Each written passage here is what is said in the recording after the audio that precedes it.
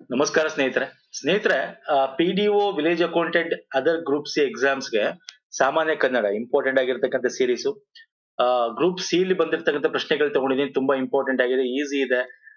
ಒಂದಷ್ಟು trick ಅನ್ಸ್ಬೋದು. Detail ಆಗಿ study ಮಾಡೋಣ ಬನ್ನಿ. ನೋಡಿ, ಇದು 16ನೇ ವಿಡಿಯೋ. ನಾವು ಈ ಒಂದು ಕನ್ನಡದಲ್ಲಿ ಮಾಡ್ತಿರ್ತಕ್ಕಂಥದ್ದು ಈ ಹೊಸ ಸೀರೀಸ್ ಅಲ್ಲಿ. ಪೇಪರ್ 2 ಗೆ ಸಂಬಂಧಪಟ್ಟಂತೆ ನಿಮಗೆ ಸಪರೇಟ್ ಪ್ಲೇ ಲಿಸ್ಟ್ ಇದೆ. ಪೇಪರ್ 2 ಅದರಲ್ಲಿ ನಿಮಗೆ ಕನ್ನಡನೂ ಸಿಗುತ್ತೆ, ಇಂಗ್ಲಿಷ್ ಸಿಗುತ್ತೆ, ಕಂಪ್ಯೂಟರ್ ಸಿಗುತ್ತೆ. ನಾವೇನ್ ಸೀರೀಸ್ ಮಾಡ್ತಾ ಇದೀವಿ ಇವಾಗ ಅದೆಲ್ಲ ಒಂದೇ ಪ್ಲೇ ಲಿಸ್ಟ್ ಅಲ್ಲಿ ಸಿಗುತ್ತೆ ಸ್ನೇಹಿತರೆ. ಸೊ ಲಿಂಕ್ ಕೊಟ್ಟಿರ್ತೀನಿ ಇದೇ ವಿಡಿಯೋದ ಕೆಳಗೆ ಡಿಸ್ಕ್ರಿಪ್ಷನ್ ಬಾಕ್ಸ್ ಅಲ್ಲಿ. ಹಾಗೆ ನಮ್ಮ ಟೆಲಿಗ್ರಾಮ್ ಮತ್ತೆ ಇನ್ಸ್ಟಾಗ್ರಾಮ್ ಫಾಲೋ ಮಾಡಿಲ್ಲ ಮಾಡ್ಕೊಳ್ಳಿ. ಅದರ ಲಿಂಕ್ ಕೂಡ ನಿಮ್ಗೆ ಇದೇ ವಿಡಿಯೋದ ಕೆಳಗೆ ಡಿಸ್ಕ್ರಿಪ್ಷನ್ ಬಾಕ್ಸ್ ಅಲ್ಲಿ ಇದೆ ಸ್ನೇಹಿತರೆ. ಓಕೆ, ಸೊ ಬನ್ನಿ ಹಾಗಾದ್ರೆ ನಾನು ಡೈರೆಕ್ಟ್ ಆಗಿ ಕ್ವಶನ್ಸ್ ಬರ್ತೇನೆ. ನೋಡಿ, ಇಂಪಾರ್ಟೆಂಟ್ ಕ್ವಶನ್ಸ್ ಗಳು, ಇದು ಮೋಸ್ಟ್ ಎಕ್ಸ್ಪೆಕ್ಟೆಡ್ ಅಂತ ನೋಡ್ಬಿಡು ಬಂದಿರತಕ್ಕಂಥ ಕ್ವಶನ್ಸ್ ಗಳು. ಕನ್ನಡದ ಬರವಣಿಗೆಯಲ್ಲಿ ಕಾಣುವ ಪ ಫ ಉಚ್ಚಾರಣೆಯಲ್ಲಿ ಕೇಳಿ ಬರುವುದು ಏನು ಅಂತ ನೋಡಿ. ಹೆಂಗ್ ಕೇಳ್ತಾನೆ ಕ್ವಶನ್ಸ್ ಗಳು ಅಂತ. ಪ ಫ ಫ ಫ ಫ ಅಂತೆಲ್ಲ ಕರಿತೀವಿ. ಇಲ್ಲೇನಿದೆ? ಪ ಫ ಫ ಪ ಫ ಪ ಫ ಐ ಮಾತ್ರ ಅಂತಿದೆ, ಪ ಮಾತ್ರ ಅಂತಿದೆ. ರೈಟ್ ಆನ್ಸರ್ ಆಪ್ಷನ್ ನೋಡಿ. ಪ ಫ ಫ ಪ ಫ ಫ ಫ ಫ ಅನ್ನೋದು ಕೂಡ ಅದ್ರ ಒಳಗೆ ಅಡಕವಾಗಿರುತ್ತೆ. ಫ ಅಂತ ಏನ್ ಕರಿತೀವಿ, ಫ ಫ ಫ ಹ ಅಂತ ಆ ಒಂದು ಉಚ್ಚಾರಣೆ, ಈ ಉಚ್ಚಾರಣೆ ಕೂಡ ಅದರಲ್ಲಿ ಅಡಕವಾಗಿರುತ್ತೆ. Option 1 is the right answer. Next simple ನೋಡಿ, ಇದು ಸಿಂಪಲ್ ಕ್ವಶನ್. ಯೂಶಲಿ 1 ಮತ್ತೆ 6 ಫಿಕ್ಸ್ ಮಾಡ್ತಾನೆ ಅಥವಾ ಈ ತರ ಕೇಳ್ತಾನೆ, 3 ರೀತಿಯಾದ ಕೇಳ್ತಾನೆ. ಅದರಲ್ಲಿ ಇದೊಂದು ಪ್ಯಾಟ್ರನ್ KPSC ಲಿ ಕೇಳ್ತಕ್ಕಂಥ ಪ್ಯಾಟ್ರನ್. ಈ ಕೆಳಗಿನ ವಾಕ್ಯಗಳು ಅರ್ಥಪೂರ್ಣದ ಕ್ರಮದಲ್ಲಿ ಜೋಡಿಸಿ. ಪಿ ಆಕರ್ಷಕವಾದ, ಈ ತರ ಕೊಟ್ಟಾಗ ಏನು, ಫಸ್ಟ್ ನಾನು ನಿಮ್ಗೆ ಹೇಳಿದೀನಿ, ಪ್ಯಾರಾಗ್ರಾಫ್ ಇದ್ರೆ ಓದ್ಕೊಂಡ್ಬಿಡಿ ಒಂದ್ಸಲ. ಆಕರ್ಷವಾದ ಹಿಟ್ಟಿನ ಹುಂಜನ್ನು ತಯಾರಿಸಲಾಯಿತು. ತಾಯಿ ಚಂದ್ರಮತಿಯು ಮಗನ ಖಿನ್ನತೆಯ ನಿವಾರಣೆಗೆ ಹಿಟ್ಟಿನ ಹುಂಜನ್ನು ಬಲಿ ಕೊಡಲು ತೀರ್ಮಾನಿಸಿದಳು. ಯಶೋಧರನು ಖಿನ್ನವಾಗಿ ಕುಳಿತಿದ್ದನು. ಬಲಿಗಾಗಿ ಕತ್ತರಿಸಿದ ಹಿಟ್ಟಿನ ಹುಂಜು ಕೂಗುತ್ತಾ ಕೆಳಬಿದ್ದಿತು. ನೋಡಿ, ಇದು ಈಸಿ ಇದೆ. ಸೀಕ್ವೆನ್ಸ್ ಒಂದು ಏನಾದ್ರೂ ನಡೆದ್ರೆ ಫಸ್ಟ್ ಯಾವ್ದಾಗುತ್ತೆ, ಸೆಕೆಂಡ್ ಯಾವತ್ತೆ, ಆಮೇಲೆ ಏನಾಗುತ್ತೆ, ಆ ಸೀಕ್ವೆನ್ಸ್ ಅಲ್ಲಿ ಕೇಳಿದ್ದಾನೆ. ಇಲ್ಲಿ ಓದಿದಾಗ ನಿಮ್ಗೆ ಗೊತ್ತಾಗುತ್ತೆ. ಹಿಟ್ಟಿನ ಹುಂಜ, ಖಿನ್ನತೆ, ಮಗನ ಖಿನ್ನತೆ, ಯಶೋಧರ, ಇದ್ರ ಬಗ್ಗೆ ಹೇಳ್ತಾ ಇದ್ದಾರೆ ಅಲ್ವಾ, ತಾಯಿ ಯಶೋಧರ.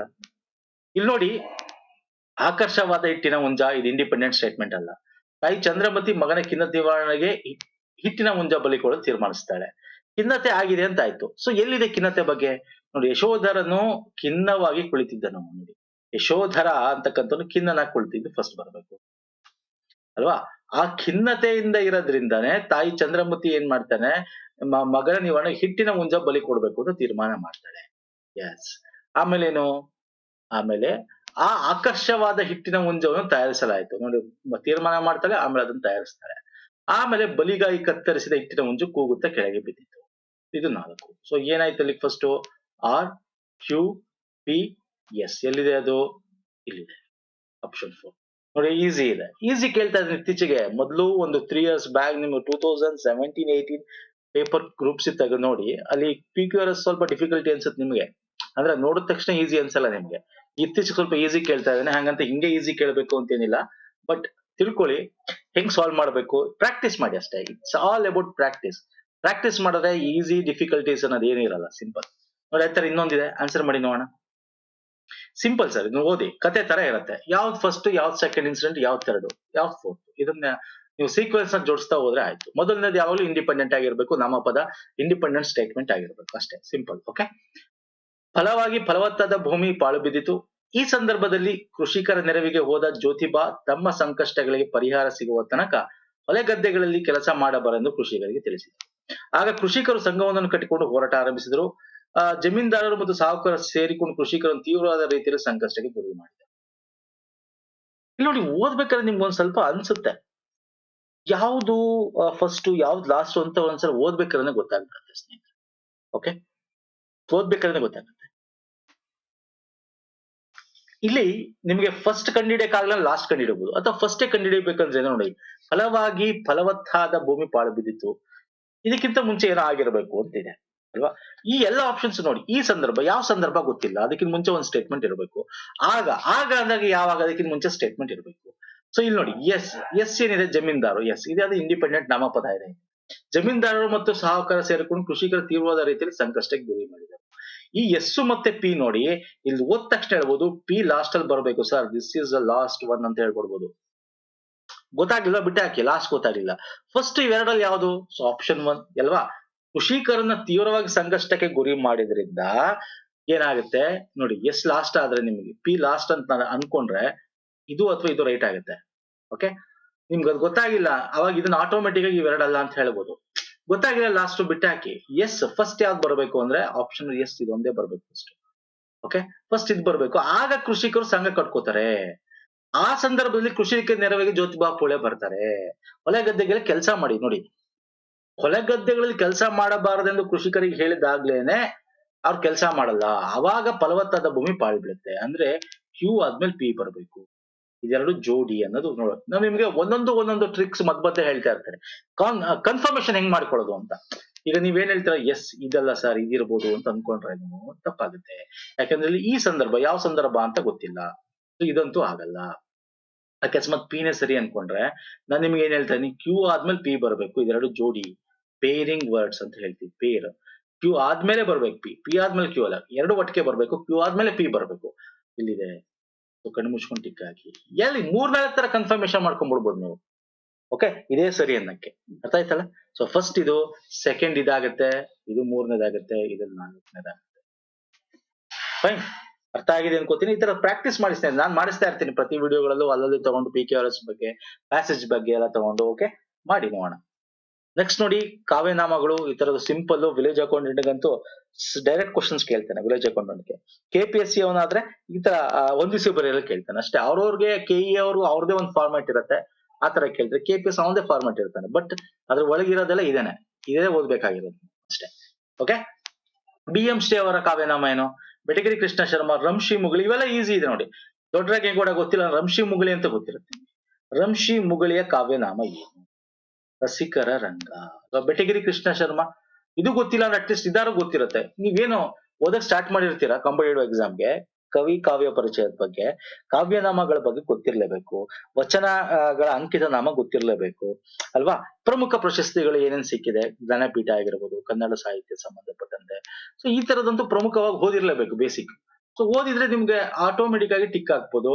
ಬೆಟಗಿರಿ ಕೃಷ್ಣ ಶರ್ಮಾ ಆನಂದ ಕಂದ, BM ಶ್ರೀ ನೋಡಿ, 1ಗೆ 4 ಅಂದ ತಕ್ಷಣ ಇದು ಮತ್ತೆ ಇದೆರಡು ರಾಂಗ್ ಅಂತ ಆಯ್ತಾ. ಇಲ್ಲಿ ರಂಶಿ ಮುಗಳಿ ಗೊತ್ತಿದೆ, ರಸಿಕರ ರಂಗ ಅದೊಂದು ಗೊತ್ತಿದ್ರು ಆನ್ಸರ್ ಮಾಡಿ ನೋಡಿ. ಸಿಗೆ ಇದೊಂದೇ ಆಪ್ಷನ್ಸ್ ಕರೆಕ್ಟ್ ಇರೋದು, ಕಣ್ಮುಚ್ಕೊಂಡು ಟಿಕ್ ಹಾಕ್ಬೋದು. ಅಥವಾ ಬೆಟಗೇರಿ ಕೃಷ್ಣ ಶರ್ಮಾ 1 ಇಲ್ಲೂ ಇದೆ. ಓಕೆ, ದೊಡ್ಡರಂಗೇಗೌಡ ಮನುಜ. ನಾನು ನಿಮ್ಗೆ ಲಿಸ್ಟ್ ಕೊಡ್ತೇನೆ ನೋಡಿ, ಈ ಲಿಸ್ಟ್ ನ ನೀವು ಮಾಡಿ ಸ್ನೇಹಿತರೆ, ನೋಡ್ಕೊಳ್ಳಿ. ಇವೆಲ್ಲ ವೆರಿ ಇಂಪಾರ್ಟೆಂಟ್. ನೋಡಿ, ರಂಶ್ರೀ ಮುಗಳಿ ಆಗಿರ್ಬೋದು, ಪಂಚಮಂಗೇಶ್ವರ ಇದೇನು. ಓಕೆ, ಮತ್ತೆ ಬೇರೆ ಬೇರೆಯವ್ರದ್ದು ಕೇಳ್ತಾರೆ ನಿಮ್ಗೆ. ಶ್ರೀರಂಗ, ಆದ್ಯರಂಗ, ಶ್ರೀರಂಗ ಬೇರೆ, ರಸಿಕರ ರಂಗ ಬೇರೆ, ಶ್ರೀ ಬೇರೆ, ಅದು ಗೊತ್ತಿರ್ಲಿ, ವೆರಿ ಇಂಪಾರ್ಟೆಂಟ್. ದಾರಾ ಬೇಂದ್ರ ಆಗಿರ್ಬೋದು, ಜಗವಾದ ಆಗಿರ್ಬೋದು, ಕಂಪ್ಲೀಟ್ ಒಂದಷ್ಟು ಪ್ರಮುಖವಾದ ಲಿಸ್ಟ್ ಕೊಟ್ಟಿದ್ದೀನಿ, ನೋಡ್ಕೊಳ್ಳಿ, ಇದನ್ನ ಇಟ್ಕೊಳ್ಳಿ, ಇದನ್ನ ರೆಫರ್ ಮಾಡಿ. ಮ್ಯಾಕ್ಸಿಮಮ್ ಇದ್ರಲ್ಲಿ ನಿಮ್ಗೆ ಕ್ವಶನ್ಸ್ ಬರುತ್ತೆ ಸ್ನೇಹಿತರೆ. ಓಕೆ, ಸೊ ವೆರಿ ಇಂಪಾರ್ಟೆಂಟ್ ಇದು. ಬೆಟಗಿರಿ ಕೃಷ್ಣ ಶರ್ಮಾ ನೋಡಿ, ಇಲ್ಲಿ Ananda Kanda, Janaki S Murthy, Vaidehi. Okay, so very important ಆಗಿರ್ತಕ್ಕಂಥದ್ದು ನೋಡ್ಕೊಳ್ಳಿ. ಅನಸೂಯ, ಇದನ್ನ ಪದೇ ಕೇಳ್ತಾ ಇರ್ತೀನಿ ನೀವೆಲ್ಲ. ತ್ರಿವೇಣಿ, ಪಾಟೀಲ್ ಪುಟ್ಟಪ್ಪ, ಪಾಪು, ಚಿದಾನಂದ, ಚಂಪಾ, ಇವರೆಲ್ಲ ಕೇಳ್ತಾ ಇರ್ತಾರೆ. ನೆಕ್ಸ್ಟ್ ಬರ್ತೀನಿ. ಒಂದೊಂದು ಕವನವು ಭರವಸೆಯ ವ್ಯವಸಾಯ ಅಜ್ಞಾತದ ತಳಕ್ಕಿಳಿದು ಬಂದವನ ಭಾಗ್ಯ. ಈ ಕವಿತೆಯ ಕವಿ ಯಾರು? ನೋಡಿ, ಈ ತರದ್ದು ಅನ್ಎಕ್ಸ್ಪೆಕ್ಟೆಡ್ ಥಿಂಗ್ಸ್ ಬರುತ್ತೆ. ಎಲ್ಲಾ ಕವಿಗಳ ಪದ್ಯಗಳಂತೂ ಓದಕ್ಕಾಗಲ್ಲ.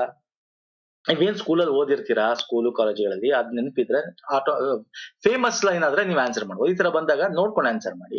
ಗೊತ್ತಿಲ್ಲ ಅಂದ್ರೆ ಮಾಡಕ್ ಹೋಗ್ಬೇಡಿ. ಯಾಕೆ ಹೇಳ್ತಾ ಇದೀನಿ ಅಂತಂದ್ರೆ ನೆಗೆಟಿವ್ ಮಾರ್ಕ್ಸ್ ಇರುತ್ತೆ, ಕಳ್ಕೊಬೇಡಿ. ಓಕೆ, ಸೊ ಇದನ್ನ ಆ ಕವಿತೆ ಯಾರ ಸಾಲು ಅಂದ್ರೆ BC ರಾಮಚಂದ್ರ ಶರ್ಮಾ ಅವರು. ಓಕೆ, ನೋಡಿ, ಈ ತರ ಬಂದಾಗ ಒಂದು ಕ್ವಶನ್ಗೋಸ್ಕರ ನೀವು ತುಂಬಾ ಟೈಮ್ ವೇಸ್ಟ್ ಮಾಡಕ್ಕಾಗಲ್ಲ.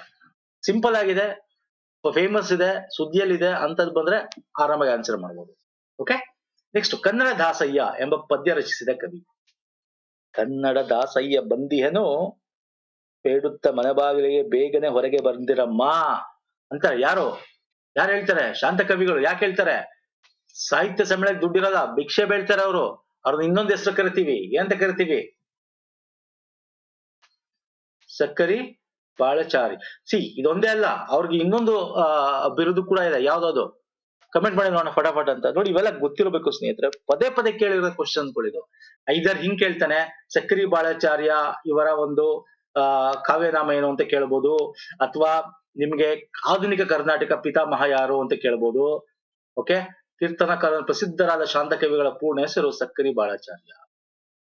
ಬೇಡಲು ಬಂದಿ ದಾಸಯ್ಯ ನಾನು, ಮನೆ ಮನೆ ಬಾಗಿಲಿಗೆ ಹೋಗಿ ಹಣ ಸಂಗ್ರಹ ಮಾಡ್ತಾರೆ ಇವರು ಕನ್ನಡ ಸಾಹಿತ್ಯ ಸಮ್ಮೇಳನಕ್ಕೋಸ್ಕರ. ಓಕೆ, ಧಾರವಾಡದಲ್ಲಿ ಇವರ ಅಧ್ಯಕ್ಷತೆಯಲ್ಲಿ ನಡೆಯುತ್ತೆ. ಫೈನ್. ಸೊ ನೆಕ್ಸ್ಟ್ ಬರ್ತೇನೆ. ಅನೂರು ಕೃಷ್ಣಮೂರ್ತಿಯವರ ಅಜ್ಞಾತನೊಬ್ಬನ ಆತ್ಮಚರಿತ್ರೆ ಯಾವ ಸಾಹಿತ್ಯ ಪ್ರಕಾರ? ಅಜ್ಞಾತನೊಬ್ಬ ಅಂದ್ರೆ ಅಲ್ಲಿ ಈ ಒಂದು ಸಾಹಿತ್ಯದಲ್ಲಿ ಸ್ನೇಹಿತರೆ, ದಳವಾಯಿ ಅವನ ಒಂದು ಸುತ್ತಮುತ್ತ ಸಾಮಾಜಿಕವಾಗಿ ಇಲ್ಲಿ ವ್ಯಕ್ತಿ ಚಿತ್ರಣ ಅಂತ ಕೂಡ ಇದೆ. ವ್ಯಕ್ತಿ ಚಿತ್ರಣ ಅಂತ ಟೆಕ್ಕಾಗ ತಪ್ಪಾಗುತ್ತೆ. ಅಜ್ಞಾತನೊಬ್ಬನ ಚರಿತ್ರೆ ಅಂತಕ್ಕಂಥದ್ದು ಅಲ್ಲಿ ಅವನ ಸುತ್ತಮುತ್ತ ಸಾಮಾಜಿಕವಾಗಿ ಈ ಒಂದು ಜನಪದಗಳಿಗೆ ಸಂಬಂಧಪಟ್ಟಂತೆ ಬೇರೆ ಬೇರೆ ಏನ್ ನಡೆಯುತ್ತೆ ಅಂದ್ರೆ ವ್ಯಕ್ತಿ ಬಗ್ಗೆ ಕಂಪ್ಲೀಟ್ ಚಿತ್ರಣ ಇಲ್ಲ ಅಲ್ಲಿ. ಅದೊಂದು ರೀತಿ ಎಲ್ಲ ಮಜಲುಗಳನ್ನು ಅದು ಕವರ್ ಮಾಡ್ತಾ ಹೋಗುತ್ತೆ. ಸೊ ಎಲ್ಲಾ ರೀತಿಯ ಒಂದು ಸಾಮಾಜಿಕವಾಗಿ ಮಜಲುಗಳನ್ನು ಕವರ್ ಮಾಡ್ತಾ ಹೋಗುತ್ತೆ. ಹಾಗಾಗಿ ಅದೊಂದು ಕಾದಂಬರಿ ಆಗಿದೆ. ಓಕೆ, ಕಾದಂಬರಿ is the right answer. Next, ನಿರ್ಲಜೇಶ್ವರ ಅಂಕಿತ ಬಳಸಿದ ರಚನೆ ರಚಿಸಿದವರು ಯಾರು? ನೋಡಿ, ಇದು ಅಂಕಿತ ನಾಮ. ಒನ್ಸ್ ಅಗೇನ್ ನಾನು ನಿಮ್ಗೆ ಅದನ್ನೇ ಹೇಳ್ತಾ ಇದ್ದೀನಿ. ಅಂಕಿತ ನಾಮಗಳು ಎಸ್ಪೆಷಲಿ ಇತ್ತೀಚೆಗೆ ಸ್ವಲ್ಪ ಆಕ್ವರ್ಡ್, ಅಂದ್ರೆ ಈ ತರ ನೀಲವೇದ್ ಕೇಳ್ತಾರೆ, ಸಂಕವೇ, ಸೂಳೆ ಸಂಕವೇ ಕೇಳ್ತಾರೆ, ಆಯ್ದಕ್ಕಿಲ್ಲ ಮುಕ್ಕಮ್ಮನ್ ಕೇಳ್ತಾರೆ, ಮುಕ್ತಾಯಕ್ಕನ್ ಕೇಳ್ತಾರೆ, ಬೇರೆ ಬೇರೆಯವ್ರನ್ನ ಕೇಳ್ತಾ ಇದ್ದಾರೆ ಇವಾಗ. ಸೊ ರೈಟ್ ಆನ್ಸರು ಸೂಳೆ ಸಂಕವೇ. ಸಂಕವೇದು. ನೀಲವೇದೇನು? ಆಯ್ದಕ್ಕಿಲಕ್ಕಮ್ಮನ್. ಮುಕ್ತಾಯಕ್ಕಂದೇನು? ಇವೆಲ್ಲ ಗೊತ್ತಿರ್ಬೇಕು. ಮುಕ್ತಾಯಕ್ಕ ಅಜಗಣ್ಣ. ಓಕೆ, ಗೊತ್ತಿರ್ಬೇಕು ಇವೆಲ್ಲ. ಡೋಹಾರ ಕಕ್ಕೆಯ ಕೇಳಿದನ ಸ್ನೇಹಿತರ, ಮಾಳಿಗೆ ಮಾರಯ್ಯ ಕೇಳಿದನೆ ನೀಲಮ್ಮ ಬಸವ, ಅಕ್ಕಮ್ಮ ರಾಮಲಿಂಗೇಶ್ವರ, ಮುಕ್ತಾಯಕ್ಕ ಗುಡ್ಡವ್ವೆ ನಿಂಬೇಶ್ವರ. ಅರ್ಥ ಆಗ್ತಿದೆಯಲ್ಲ? So very important. ಸೂಳೆ ಸಂಕ ನಿರ್ಜಲೇಶ್ವರ. ಓಕೆ, ನೋಡ್ಕೊಳ್ಳಿ, ಇವೆಲ್ಲ ನನ್ನ ಒಂದಷ್ಟು ಪ್ರಮುಖವಾಗಿರ್ತಕ್ಕಂತ ಪೆಕ್ಯುಲಿಯರ್ ಅಂದ್ರೆ ನಾರ್ಮಲ್ ಆಗಿ ನಮ್ಗೇನು ಬಸವಣ್ಣ ಮತ್ತೆ ಏನೋ ನಾರ್ಮಲ್ ನಾವು ಯೂಶಲಿ ನೋಡ್ತೀವಿ, ನಿಜಗುಣ ಶಿವಯೋಗಿಗಳಾಗಿರ್ಬೋದು, ಜೇಡರ ದಾಸಿಮಯ್ಯ, ಯಲ್ಲಮ್ಮ ಪ್ರಭು, ಈ ತರದ್ದು ಇಲ್ಲಿ ಸ್ಟಾರ್ಟಿಂಗ್ ಕೊಟ್ಟಿದ್ದೀನಿ ನೋಡಿ. ಇವ್ರದ್ದು ಬಿಟ್ಟು ಬೇರೆಯವ್ರದ್ದು ಇತ್ತೀಚೆಗೆ ಕೇಳ್ತಾ ಇದ್ದಾನೆ, ನೋಡ್ಕೋಬೇಕಾಗತ್ತೆ ನೋಡಿ. ಐದಕ್ಕಿಲಕ ಅಮರೇಶ್ವರ ಲಿಂಗ, ಗೊಗ್ಗವೇ ನೋಡಿ ಕೇಳ್ತಾನೆ, ನಾಸ್ತಿನಾಥ, ಸತ್ಯಕ್ಕ, ಜಂಬು ಶಂಭು ಜಕೇಶ್ವರ. ಸೊ ಇವೆಲ್ಲ ಗೊತ್ತಿರ್ಬೇಕು. ಈಗ ನೋಡಿ, ಇನ್ನೊಂದು ಕ್ವಶನ್ ತಗೊಂಡಿದ್ದೀನಿ. ಮಾರಯ್ಯ ಪ್ರಿಯ ಅಮರಲಿಂಗೇಶ್ವರ, ಈಗ ತಾನೇ ಹೇಳ್ದೆ. ಯಾರು ಸರ್? ಐದಕ್ಕಿಲಕ್ಕಮ್ಮ ಅಲ್ವಾ? ಸತ್ಯಕ್ಕ ಈಗ ತೋರ್ಸದಲ್ಲ ನಿಮ್ಗೆ. ಶಂಭುಜಾಕೇಶ್ವರ, ಐದಕ್ಕಿಲಕ್ಕಮ್ಮ ಅಮರೇಶ್ವರ ಲಿಂಗ, ಮಾರಯ್ಯ ಪ್ರಿಯ ಅಮರೇಶ್ವರ ಲಿಂಗ. ಓಕೆ, ಸೊ ನೋಡ್ಕೊಳ್ಳಿ, ಇದು ನಾನು ಇಲ್ಲಿ ಲಿಸ್ಟ್ ಇನ್ನೊಂದ್ಸಲ ತೋರಿಸ್ತಾ ಇದ್ದೀನಿ, ನೋಡ್ಕೊಳ್ಳಿ. ತುಂಬಾ ಇಂಪಾರ್ಟೆಂಟ್ ಆದವ್ರು ಕೊಟ್ಟಿದ್ದೀನಿ, ಮ್ಯಾಕ್ಸಿಮಮ್ ಇದ್ರಲ್ಲಿ ಕವರ್ ಮಾಡಿದ್ದೀನಿ. ಸೊ ನೋಡ್ಕೊಳಿಸ್ತೀನಿ. ನೆಕ್ಸ್ಟ್ ಬರ್ತೀನಿ. ಈ ಲೇಖನ ಚಿಹ್ನೆ ಯಾವ್ದಕ್ ಸೇರಿದೆ? ಓಕೆ, ಕೇಳ್ತಾನೆ ಲೇಖನ ಚಿಹ್ನೆಗಳ ಬಗ್ಗೆ. ಇದು ಒಂದು ಸಿಂಗಲ್ ಕೊಟ್ಟಿದ್ರೆ ಏನಂತೀವಿ? ಫುಲ್ ಸ್ಟಾಪ್ ಏನಂತೀವಿ? ಪೂರ್ಣ ವಿರಾಮ, ಕಾಮ ಅಂದ್ರೆ ಏನಂತೀವಿ? ಇದನ್ನೇನಂತೀವಿ? ಇವೆಲ್ಲ ಸಿಂಪಲ್. ಇದೆಲ್ಲ ನಿಮ್ಗೆ ಲೇಖನ ಚಿಹ್ನೆಗಳು ಗೊತ್ತಿರ್ಬೇಕು. ಹಾಗೆ ವಾಕ್ಯ, ಯಾವ ಪ್ರಕಾರ ವಾಕ್ಯಗಳು, ಇದು ಬೇಸಿಕ್ಸ್ ಗೊತ್ತಿರಬೇಕು. ಹೇಳ್ತಾನೆ, ಇದು ಯಾವ್ದು ಸರ್? ಇದು ಉದ್ಧರಣ ಚಿಹ್ನನ, ಅಲ್ಪ ವಿರಾಮ, ವಿಷಯಕ ಆವರಣ ಚಿಹ್ನನ? ಹೇಳ್ಬೇಕು, ನಾನು ತೋರಿಸ್ಲಾ ಇಲ್ಲೊಂದ್ಸಲ ನೋಡಿ. ಇದು ಪೂರ್ಣ ವಿರಾಮ, ಅಲ್ಪ ವಿರಾಮ ಯಾವಾಗ ಯೂಸ್ ಮಾಡ್ತೀವಿ ಅನ್ನೋದು ಗೊತ್ತಿರ್ಬೇಕು ನಿಮ್ಗೆ. ಒಂದ್ಸಲ ಡೆಫಿನೇಷನ್ಸ್ ಕೊಟ್ಟು ನಿಮ್ಗೆ ಇದನ್ನ ಕೇಳ್ತಾನೆ. ಅರ್ಧ ವಿರಾಮ ಯಾವಾಗ ಯೂಸ್ ಮಾಡ್ತೀವಿ? ಇದು ಕೂಡ ಮೊನ್ನೆ ರೀಸೆಂಟ್ ಆಗಿ ಲಾಸ್ಟ್ ಇಯರ್ ಕೇಳಿದ್ದಾನೆ. ಅನೇಕ ಉಪವಾಕ್ಯಗಳು ಒಂದು ಪ್ರಧಾನ ವಾಕ್ಯಕ್ಕೆ ಅಧೀನವಾಗಿದ್ದಾಗ ಉಪವಾಕ್ಯಗಳು ಮುಗಿದಾಗಲೆಲ್ಲ ಬಳಸುವ ಚಿಹ್ನೆ ಯಾವುದು ಅಂತ ಕೇಳಿದ್ದಾನೆ. Okay, definitions also very important. ನೋಡಿ, ನಾನು ನಿಮ್ಗೆ ಹೇಳಿದೆ ಉದ್ಧರಣ ಚಿಹ್ನೆ ಇದು ಯಾವಾಗ ಯೂಸ್ ಮಾಡ್ತೀವಿ, ಯಾವಾಗ ಅದ ಡೆಫಿನಿಷನ್ಸ್ ಗೊತ್ತಿರಬೇಕು. ಒಬ್ಬರು ಹೇಳಿದ ಮಾತನ್ನು ಯಥಾವತ್ತಾಗಿ ಬರೆಯುವಾಗ ಯೂಸ್ ಮಾಡ್ತೀವಿ. ಇದು ಸಿಂಗಲ್ ಇದ್ರೆ ವಾಕ್ಯ ವೇಷ್ಟನ ಚಿಹ್ನೆ ಅಂತ ಕರಿತೀವಿ. ಯಾವಾಗ ಯೂಸ್ ಮಾಡ್ತೀವಿ? ಪಾರಿಭಾಷಿಕ ಪದಗಳು ಅಂದ್ರೆ ಕನ್ನಡ ಭಾಷೆಯಲ್ಲಿ ನಾವು ಇಂಗ್ಲಿಷ್ ನ ಕನ್ನಡ ಭಾಷೆಯಲ್ಲಿ ಬರಿತೀವಿ, ಆ ಟೈಮಲ್ಲಿ ಇದನ್ನ ಯೂಸ್ ಮಾಡ್ತೀವಿ. ಪಾರಿಭಾಷಿಕ ಬೇರೆ ಪದಗಳನ್ನ, ಅನ್ಯ ಭಾಷೆಯ ಪದಗಳನ್ನ ನಮ್ಮ ಕನ್ನಡದಲ್ಲಿ ಬರೆದಾಗ ಯೂಸ್ ಮಾಡ್ತೀವಿ. ಓಕೆ, ಅರ್ಥ ಆಗ್ತಿದೆಯಲ್ಲ? ಎಸ್. ಸೊ ಈ ಕ್ವಶನ್ಗೆ ಏನು ಸರ್? ಉದ್ಧರಣ ಚಿಹ್ನೆ ಇಸ್ ದ ರೈಟ್ ಆನ್ಸರ್. ನೋಡ್ಕೊಳ್ಳಿ, ವೆರಿ ಇಂಪಾರ್ಟೆಂಟ್ ಕ್ವಶನ್ ಸ್ನೇಹಿತರೆ. ನೆಕ್ಸ್ಟ್, ವಾಗ್ದೇವಿ ಪದವು ಡ್ಯಾಶ್ ಸಂಧಿಗೆ ಉದಾಹರಣೆ ಆಗಿದೆ. ಹೇಳಿ ನೋಡೋಣ. ಬಿಡಿಸಿ, ಸಂಧಿ ಬಿಡಿಸಿ. ಈಸಿ ಕ್ವಶನ್ ಇದಂತೂ, ವೆರಿ ಈಸಿ ಕ್ವಶನ್. ನಮ್ಮ ವ್ಯಾಕರಣದಲ್ಲಿ ಇದೆಲ್ಲ ನೀವು ನಮ್ಮ ಕಂಪ್ಲೀಟ್ ವ್ಯಾಕರಣ ಬೇಕಾದ್ರೆ ಲಿಂಕ್ ಕೊಟ್ಟಿರ್ತೀನಿ ಡಿಸ್ಕ್ರಿಪ್ಷನ್ ಬಾಕ್ಸ್ ಅಲ್ಲಿ, ನೋಡಿಲ್ಲ ನೋಡಿ. 1.5 to 2 hours ಒಳಗೆ ಕಂಪ್ಲೀಟ್ ಮಾಡಿದೀವಿ. ಅದ್ರಲ್ಲಿ ನಾವು ತಗೊಂಡಿರೋ ಎಕ್ಸಾಮ್ಸ್ ಗಳು ಆಲ್ಮೋಸ್ಟ್ ರಿಪೀಟ್ ಆಗಿರ್ತವೆ. ವಾಗ್ದೇವಿ, ವಾಕ್ ಪ್ಲಸ್ ದೇವಿ ಅಂತ ಕರಿತೀವಿ. ಏನಿದು? ಕ ಚ ತಪಗಳಿಗೆ ಮೂರನೇ ವರ್ಗ, ಅದೇ ವ್ಯಂಜನದ ಮೂರನೇ ವರ್ಗ ಆದೇಶವಾಗಿ ಬಂದರೆ, ಅಂದ್ರೆ ಈಗ ವಾಕ್ ಇದೆ, ಕಾ ಇದೆ, ಇಲ್ಲಿ ದೇ ಅಂದ್ರೆ ಇದನ್ನ ಕಂಪ್ಲೀಟ್ ಮಾಡಿ ವಾಗ್ ದೇ ಗೆ ಬರುತ್ತೆ, ಗಾ ಬರುತ್ತೆ, ಕಾಗೆ ಗಾ ಬರ್ತಾ ಇದೆ. ಸೊ ಇದನ್ನ ಏನಂತ ಕರಿತೀವಿ? ಜಸ್ತ್ವ ಸಂಧಿ ಅಲ್ವಾ ಸರ್? ಜಸ್ತ್ವ ಸಂಧಿ ನಾವು ನೋಡಿದೀವಿ ಅಲ್ವಾ? ಎಕ್ಸಾಂಪಲ್ ಕೂಡ ನೀವು ನಮ್ಮ ವ್ಯಾಕರಣದಲ್ಲಿ ನೋಡಿರ್ತೀರ, ವಾಗ್ದೇವಿ, ಅಜಂತ, ಷಡಾನನ, ದಿಗಂತ, ಅಬ್ದಿ ಅಲ್ವಾ? ಪೂರ್ವ ಶಬ್ದದ ಕೊನೆಯಲ್ಲಿರುವ ಕಚಡತಪ ವ್ಯಂಜನಗಳಿಗೆ ಯಾವ ವರ್ಣ ಪರವಾದರೂ ಪ್ರಾಯಶಃ ಅದೇ ವರ್ಗದ ಮೂರನೇ ವ್ಯಂಜನಾಕ್ಷರ ಆದೇಶವಾಗಿ ಬರಬೇಕು. Okay, so very important question ಇದು. ಸೊ ನೆಕ್ಸ್ಟ್ ಬರ್ತೇನೆ. ಮಕರಂದ ಪದದಲ್ಲಿರುವ ಅನುಸ್ವಾರದ ಧ್ವನಿ ಗುರುತಿಸಿ. ಅನುಸ್ವಾರ ನಿಸರ್ಗ ಎಲ್ಲ ಓದಿರ್ತಿರಲ್ಲ, ಏನು ಸರ್ ಹೇಳಿ ಫಟಾಫಟ್ ಅಂತ. ಮಕರಂದ ಅಂದ್ರೆ ಮಕರಂ, ರಮ್ ಅಂತೀವಲ್ಲ, ರನ್ ನೋಡಿ, ರಮ್ ಅನ್ನೋದೇ ಬೇರೆ. ಫುಲ್ ಓದಿದಾಗ ಈ ಪದ ಒಂದು ಮಕರಂದ ಅಂತಾನೆ ಕೊಟ್ಟು ಬರೀ ರಮ್ ಅಂತ ಕೊಡ್ಬೋದಾಗಿತ್ತು ಅಲ್ವಾ? ಮಕರಂದ, ದ ಅಂದ್ರೆ ದ ಅಂತ ಬರುತ್ತೆ. ರನ್ ನಾಕಾರ ಬರ್ತಾ ಇರೋದು. Option 2 is the right answer. ಬರೀ ರಮ್ ಅಂತ ಕೊಟ್ಟಿಲ್ಲ, ಇಲ್ಲಿ ಮಕರಂದ ಅಂತ ಕೊಟ್ಟಿದ್ದ. ಮಕರಂದ ಫುಲ್ ಓದ್ಬೇಕು, ರಂದ ನಾಕಾರ ಬರುತ್ತೆ. ಓಕೆ, ನಮ್ ಅಂತ ಬರುತ್ತೆ. ನೆಕ್ಸ್ಟ್, ಹೊಸಗನ್ನಡದಲ್ಲಿ ಹೀನಾರ್ಥ ಪ್ರಾಪ್ತಿಗೆ ಉದಾಹರಣೆ ಆಗಿರೋ ಪದ ಹೇಳಿ ನಾವು. ಹೀನಾರ್ಥ ಪ್ರಾಪ್ತಿ ಅಂದ್ರೆ ಇಷ್ಟೇ ಸರ್, ಮೊದ್ಲು ಬೇರೆ ಇತ್ತು. ಓಕೆ, ಈಗ ಫಾರ್ ಎಕ್ಸಾಂಪಲ್ ಮೊದ್ಲು ಬೇರೆ ಇತ್ತು, ಈಗ ಆ ಪದ ಈಗ ಹೊಸದಾಗಿ ಆ ಪದಕ್ಕೆ ಬೇರೆ ಅರ್ಥನೆ ಕೊಡ್ತೀವಿ. ಅಂದ್ರೆ ಮೊದ್ಲು ಅದು ನಮ್ಗೆ ಒಳ್ಳೇದು ಅನ್ಸ್ತಾ ಇರೋದು, ಪಾಸಿಟಿವ್ ಅನ್ನೋದು ಈಗ ನೆಗೆಟಿವ್ ತರ ತೋರಿಸುತ್ತೆ, ಅಥವಾ ಮೊದ್ಲು ನೆಗೆಟಿವ್ ಆದ್ರೆ ಪಾಸಿಟಿವ್ ತರ ನಾವು ಅದನ್ನ ಥಿಂಕ್ ಮಾಡ್ಬೇಕಂತ. ಅಂತ ಪದ ಯಾವುದು? ಹೀನಾರ್ಥ, ಅರ್ಥ ಹೀನ ಆಗ್ಬಿಟ್ಟಿದೆ ಇವಾಗ. ಬೆಣ್ಣೆನ ಅಲ್ಲ, ಮೊಸರುನ ಅಲ್ಲ, ಹಾಲುನ ಅಲ್ಲ, ತೀರ್ಥ ಪ್ರಸಾದನ ಹೌದು. ನೋಡಿ, ನಾವು ದೇವಸ್ಥಾನಕ್ಕೆ ತೀರ್ಥ ಪ್ರಸಾದ ಅಂತ, ಈಗಿನ ಕಾಲದಲ್ಲಿ ನಿಮ್ಗೆ ಅದು ಬೇರೆ ರೀತಿ ಅರ್ಥ ಕೊಡುತ್ತೆ. ಸೊ ತೀರ್ಥ ತಗೊಂಡ ಅಂದ್ರೆ ನಿಮ್ಗೆ ಗೊತ್ತಾಗುತ್ತೆ, ಓ ಯಾವ ತೀರ್ಥದ ಬಗ್ಗೆ ಒಂದು ಮಾತಾಡ್ತಾ ಇದ್ದಾನೆ. ಅದನ್ನ ಈಗ ಅರ್ಥೈಸ್ಕೊಳ್ಳೋ ರೀತಿನೇ ಬೇರೆ ತರ ಆಗ್ಬಿಟ್ಟಿದೆ. ಮ್ಯಾಕ್ಸಿಮಮ್ ಜನ ನಿಮ್ಗೆ ಗೊತ್ತಿರತ್ತೆ ತೀರ್ಥ ಪ್ರಸಾದ, ಓ ಏನ್ ತೀರ್ಥ, ಓ ತೀರ್ಥಕ್ಕೆ ನಿಮ್ಗೆ ಗೊತ್ತಿರತ್ತೆ, ಡೈರೆಕ್ಟ್ ಆಗಿ ಮಾತಾಡಿದ್ರ ಓ ತೀರ್ಥ ತಗೊಂಡ್ ಬಂದಿದ್ಯಾ ಅನ್ಸುತ್ತೆ, ತೀರ್ಥಕ್ಕೆ ಹೋಗಿದ್ದ ಅಂತಾರೆ ಅಲ್ವಾ? ಅರ್ಥ ಮಾಡ್ಕೋಬೇಕು. ಸೊ ಅದನ್ನ ಇವಾಗ ಬೇರೆ ರೀತಿನೇ ಕಲ್ಪಿಸ್ಕೊತಾ ಇದೆ. ಫೈನ್. ಅಕ್ಷರ ಎಂದರೆ ಏನು? ಅಕ್ಷರ ಅಂದ್ರೆ ಕಲಿಯದ, ಗುಂಪುನ, ಕಲಿಕೆನ, ನಾಶವಾಗದ್ದು ಅಂದ್ರೆ ಪರ್ಮನೆಂಟ್ ಅಂತ. ಯಾವ್ದು ಸರ್? ನೋಡಿ, ಅಕ್ಷರಶಃ ನಿಜ ಅಂತೀವಿ. ಅಕ್ಷರಶಃ ನಿಜ ಅಂದ್ರೆ ಎಸ್ ನಿಜವಾಗಿದೆ, ಸತ್ಯವಾದದ್ದು ಅಂತ ಅರ್ಥ, ಇದೆ ಅಂತ ಅರ್ಥ. ಅಕ್ಷರ ಅಂದ ತಕ್ಷಣ ಕಲಿಯೋದಲ್ಲ, ಇಲ್ಲಿ ಅಕ್ಷರ ಕಲಿ ಅಂತ ಕೇಳಿಲ್ಲ. ಅಕ್ಷರ ಅಂದ ತಕ್ಷಣ ಕಲಿಕೆ ಅಂತಾನೂ ಅಲ್ಲ, ನಾಶವಾಗದ್ದು ಇಸ್ ದ ರೈಟ್ ಆನ್ಸರ್. ಅಕ್ಷರಶಃ ನಿಜ, yes it is the permanent ಅನ್ನೋ ರೀತಿ. ನೆಕ್ಸ್ಟ್ ಬರ್ತೇನೆ. ಪುಲಿಗೆರೆಯ ಇಂದಿನ ಹೆಸರು ಏನು? ಹೇಳಿ ಸರ್, ಇದು ಈಸಿ ಕ್ವಶನ್, ನೀವು ಕೇಳಿರ್ತೀರ. ಪುಲಿಗೆರೆ ಯಾರೋ? ಸೋಮನಾಥ, ರಾಮನಾಥ, ಯಾರು? ಪುಲಿಗೆರೆ ಸೋಮನಾಥ ಹಳೆಗನ್ನಡದ ಕವಿ, ಈಗಿನ Gadag Lakshmeshwar is the right answer. Okay, Lakshmeshwar. Next, ಹೂವಾಡಿಗ ಎಂಬ ಪದದಲ್ಲಿನ ಅಡಿಗ ಪದದ ವಿಶೇಷತೆ ಏನು? ಅಡಿಗ, easy question once again sir. ಹೂವಾಡಿಗ, ಅಡಿಗ, ಗ ಅಲ್ವಾ? ಅಡಿಗ ಗ, ಹೂವನ್ನು ಆಡಿಸುವವನು ಅಡಿಗ, ಹೂವು ಆಡಿಸುವವನು. ಹೂವು ಅಂದ್ರೇನಿದು? ನಾಮಪದ. ನಾಮಪದ ಅಂದ ತಕ್ಷಣ ನಿಮ್ಗೆ ತದ್ದಿತ ಅಂತ, ಇಲ್ಲಿ ತದ್ದಿತ ಅಂತದ್ದು ಬಗ್ಗೆ ಇರೋದು ಒಂದೇ ಆಪ್ಷನ್, ಕಣ್ಣು ಮುಚ್ಕೊಂಡು ಟಿಕ್ ಹಾಕಿ. ಒಂದ್ಸಲ ತದ್ದಿತ ಅಂತ ನಾಮ, ತದ್ದಿತ ಅಂತ ಪ್ರತ್ಯಯ, ತದ್ದಿತ ಅಂತ ಭಾವನಾಮ ಅಂತೆಲ್ಲ ಕೊಟ್ಬಿಡ್ತಾನೆ ಅಲ್ವಾ? ಇದು ಗ ಅಂದ್ರೆ ಅವನ ಒಂದು ಭಾವನೆ, ಆ ಒಂದು ಮನುಷ್ಯನ ಇರುವಿಕೆ. ಸೊ ಅದನ್ನ ನಾವು ತದ್ದಿತ ಅಂತ ನಾಮ ಅಂತ ಕರಿತೀವಿ. ಪರ್ಫೆಕ್ಟ್ ಆಗಿ ಹೇಳ್ಬೇಕು, ತದ್ದಿತ ಅಂತ ನಾಮ. ಮೋಸಗಾರ, ಮಾಲೆಗಾರ, ಗಾರ, ಗಡಿಗ, ಓಕೆ, ಗಾರ, ಈಗ, ಅಡಿಗ ಅಂತೆಲ್ಲ ಬರುತ್ತೆ. ಇವೆಲ್ಲ ಓದಿರ್ತೀರ, ನಮ್ಮ ವ್ಯಾಕರಣ ನೋಡಿದ್ರು ಗೊತ್ತಿರುತ್ತೆ ನಿಮ್ಗೆ. ಇನ್ನು ಕೃದಂತ ಅಂದ್ರೆ ಕ್ರಿಯಾಪದ ಇರುತ್ತೆ, simple. So easy question, easy option. ಇಲ್ಲೇನೆ ತದ್ದಿತ ಅಂತ ನಾಮ, ಭಾವನಾಮ, ತದ್ದಿತ ಅಂತ ಅವ್ಯಯ ಅಂತ ಕೊಟ್ರೆ ಸ್ವಲ್ಪ ಕನ್ಫ್ಯೂಸ್ ಆಗ್ಬಿಡುತ್ತೆ ನಿಮ್ಗೆ. ಓಕೆ, ಫೈನ್, ಏನಿಲ್ಲ, ಈಸಿ ಇದೆ ಓದಿದ್ರೆ. ನೆಕ್ಸ್ಟ್ ಬರ್ತೇನೆ. ಆಚೆ ಈಚೆ ಎಂಬುದು ನಾಮಪದದ ಡ್ಯಾಶ್ ಪ್ರಪದಕ್ಕೆ ಸೇರಿದೆ. ಆಚೆ ಈಚೆ ಅಂದ್ರೇನು? ಆ ಕಡೆ ಈ ಕಡೆ, ಆ ಕಡೆ ಈ ಕಡೆ, ಈ ಕಡೆ. ಓಕೆ, ಈ ಕಡೆ ಅಂದ್ರೇನು? ಏನ್ ಹೇಳ್ತಾ ಇದೆ? ಗುಣ ಹೇಳ್ತಾ ಇಲ್ಲ ಅದು. ಅಲ್ಲಿ ಇಲ್ಲಿ ಅನ್ನೋದು ಅಂದ್ರೆ ದಿಕ್ ಹೇಳ್ತಾ ಇದೆ, ದಿಗ್ವಾಚಕ. ಸಿಂಪಲ್ ಇದು. ಸಂಖ್ಯೆ ಹೇಳ್ತಾ ಇಲ್ಲ ಇಲ್ಲಿ, ಪರಿಮಾಣನು ಹೇಳ್ತಾರೆ. ಪರಿಮಾಣ ಅಂದ್ರೆ ಅಷ್ಟು ಇಷ್ಟು, ಇದೇನೋ ಸರ್ ಇದು? ಅಷ್ಟು ಇಷ್ಟು ಎಷ್ಟು ಅನ್ನೋದು ಪರಿಮಾಣ, ತೂಕ. ಓಕೆ, ಇದಿಷ್ಟು ಪ್ರಮುಖವಾಗಿ ಡಿಸ್ಕಸ್ ಮಾಡಿದೀನಿ ಸ್ನೇಹಿತರೆ. ಇಷ್ಟ ಆಗಿದೆ ಅನ್ಕೋತೀನಿ. ಲೈಕ್ ಮಾಡಿ, ಶೇರ್ ಮಾಡಿ, ಸಬ್ಸ್ಕ್ರೈಬ್ ಮಾಡ್ಕೊಂಡಿಲ್ಲ ಮಾಡ್ಕೊಳ್ಳಿ. ನೋಡಿ, ಪ್ಲೇ ಲಿಸ್ಟ್ ಲಿಂಕ್ ಕೊಟ್ಟಿರ್ತೀನಿ, ಪ್ರೀವಿಯಸ್ ವಿಡಿಯೋಸ್ ಗಳನ್ನ ನೋಡಿ. ಓಕೆ, ಅಲ್ಲಿ ಎಲ್ಲಾ ವಿಡಿಯೋದಲ್ಲಿ ಡಿಫ್ರೆಂಟ್ ಡಿಫ್ರೆಂಟ್ ಕ್ವಶನ್ ಎಲ್ಲಾ ಪ್ಯಾಟರ್ನ್ಸ್ ಕವರ್ ಮಾಡ್ತಾ ಇದ್ದೀನಿ. ಡಿಸ್ಕ್ರಿಪ್ಷನ್ ಬಾಕ್ಸ್ ಇರುತ್ತೆ. ಹಾಗೆ ನಮ್ಮ ಟೆಲಿಗ್ರಾಮ್ ಮತ್ತೆ ಇನ್ಸ್ಟಾಗ್ರಾಮ್ ನ ಫಾಲೋ ಮಾಡಿಲ್ಲ ಮಾಡ್ಕೊಳ್ಳಿ, ಅದರ ಲಿಂಕ್ ಕೂಡ ಡಿಸ್ಕ್ರಿಪ್ಷನ್ ಬಾಕ್ಸ್ ಇರುತ್ತೆ. ನೆಕ್ಸ್ಟ್ ವಿಡಿಯೋಲಿ ಪುನಃ ಸಿಗ್ತೀನಿ. ನಮಸ್ಕಾರ, ಧನ್ಯವಾದಗಳು. Thank you so much.